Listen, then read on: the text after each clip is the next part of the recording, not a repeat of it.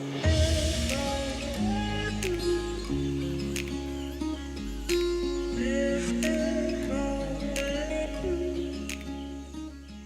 in the process of putting together a complex deal that involves a number of different parties, and it's been traveling for a number of months, and I'm just bringing it down to a fine point of towards execution.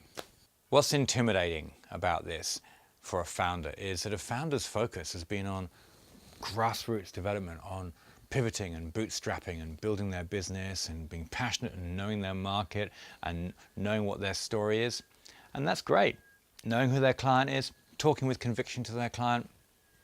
But you bring in someone who's a billion-dollar business or someone else who wants to maybe scale your value proposition into another jurisdiction, another country, or whatever it might be, you're talking totally next level conversation.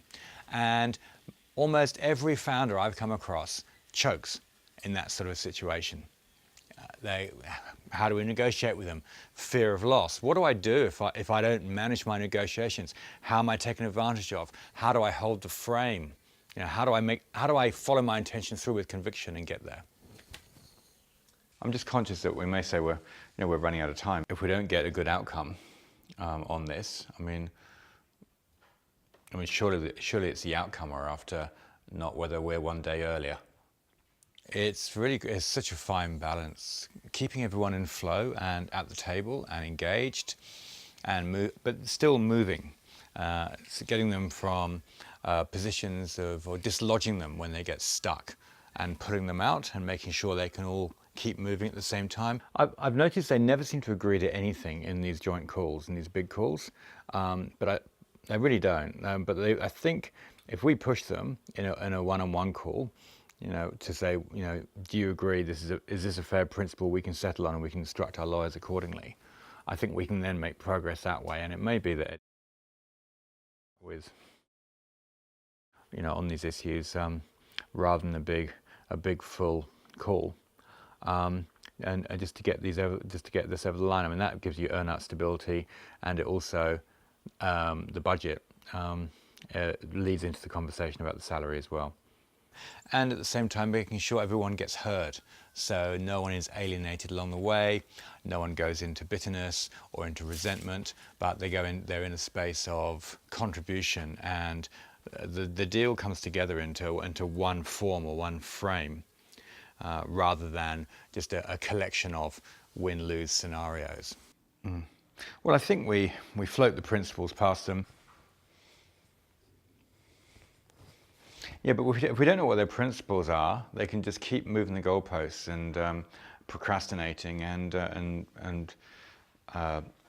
So gentle leadership is about how do you drop in to the other person's perspective, you relate to them, they're seen by you, and you lead them to a set of principles that you want to achieve, so everyone's coming together towards one principle-based outcome, not shrinking towards a position of individual polarization. But we need to hit them on Thursday on principle. It's the principles. It's not, our polarization is not working at the moment. One thing that often occurs in deal making is blame. People get polarized. It's not my fault. I'll dig in my heels.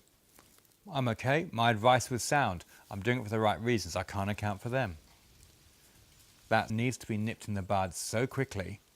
That's a deal killer.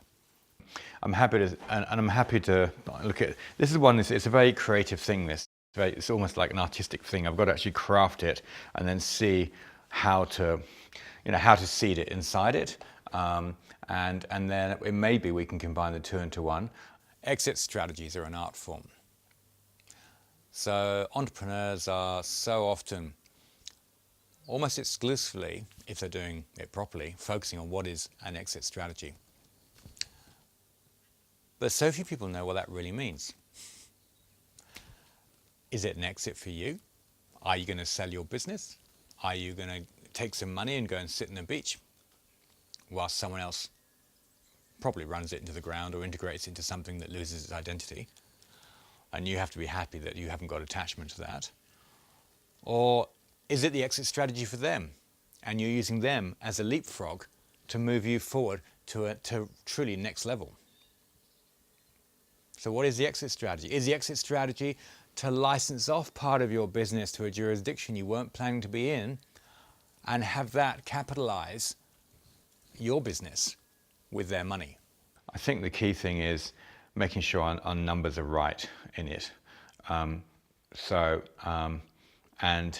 having a soft landing at the end of it.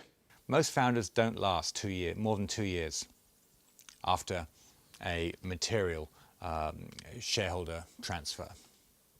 Most don't last more than 2 years. So how are you going to negotiate? What comes next? How are you going to ensure your continuity? Do you know what you want post-investment or post-exit? That is an important conversation. Well, they're trying to get us to talk to their document, and we're trying to get them to talk to our document. And our document revolves around and their document revolves around a new bonus structure we haven't seen before that requires a lot of revenue. It's completely changed to move the goalposts. And it's a much smaller goalpost than growth.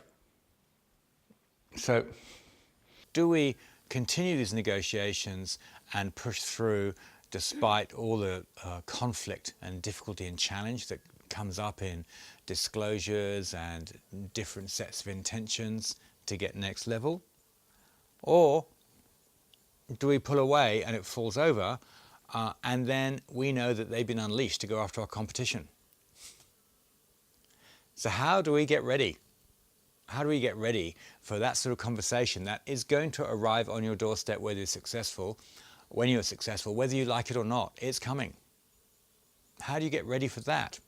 So I just don't think that there's as I think was a nefarious was the word you used, or an alternative agenda here.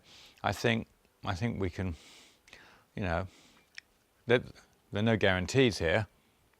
People so often get the wrong idea as to what their other party is thinking or doing or believing.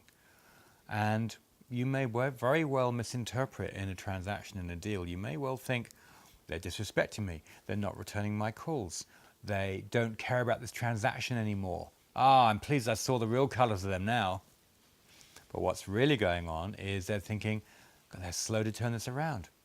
They're thinking about you. You're not being decisive. Your advisors are being a bit pedantic. Maybe you're not showing them enough respect. You're not relating enough to them. Are you hiding behind correspondence? What's happened to the relatedness going on here? Maybe they're withdrawing because it's something you did. They have their own reality, and you need to be aware of their reality. And it may be that you and I have another chat with, on these issues, rather than a big full call. And just to get this over the line. I mean, that gives you earn-out stability, and it also the budget leads into the conversation about the salary as well. So to break deal fatigue in this area, you need to call them up. You need to go back to the high-level principles.